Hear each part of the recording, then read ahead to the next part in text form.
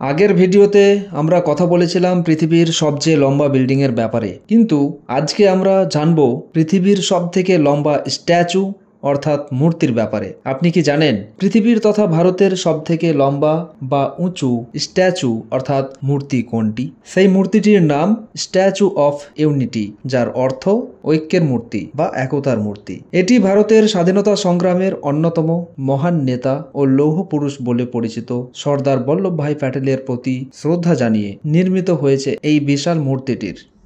Statue of ইউনিটির উচ্চতা 182 metre, যা আমেরিকার স্ট্যাচু অফ লিবার্টির থেকে দ্বিগুণ উচ্চতা সম্পন্ন। এটি গুজরাটের নর্মদা নদীর তীরে নির্মিত হয়েছে। মূর্তিটিকে বৃষ্টির হাত থেকে বাঁচাতে এবং সুন্দর দৃশ্যের জন্য ব্রোঞ্জের প্রলেপ এবং ভেতরে একটি শক্তিশালী স্টিলের কাঠামো তৈরি করেছে। এই সুন্দর প্রকল্পটির নকশা করেন ভারতের খ্যাতনামা ভাস্কর রাম ভি সুতার।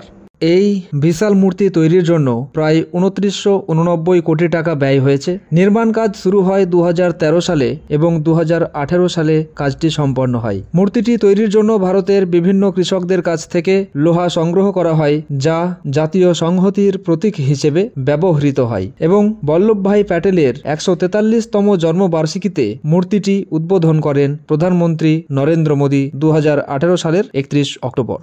স্ট্যাচু অফ ইউনিটি কেবল একটি মূর্তি নয়, এটি একটি বিশাল পর্যটন কেন্দ্রও বটে। এখানে একটি ভিউইং গ্যালারি রয়েছে, যা প্রায় ১৫৩ মিটার উচ্চতায় অবস্থিত। এখানে দাঁড়িয়ে চারিপাশের প্রকৃতি সুন্দরভাবে পরিদর্শন করা যায়।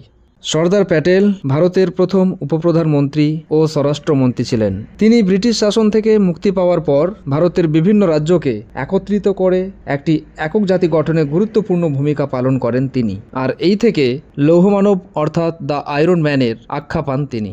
দেশের জন্য তার মহান কার্যের সম্মানেই তারই মূর্তি স্ট্যাচু অফ ইউনিটি তৈরি করা হয়। সর্দার বল্লভভাই প্যাটেল কোন রাজ্যে জন্মগ্রহণ করেন কমেন্ট করে জানান। ভিডিওটি ভালো লাগলে অবশ্যই লাইক এবং শেয়ার করুন।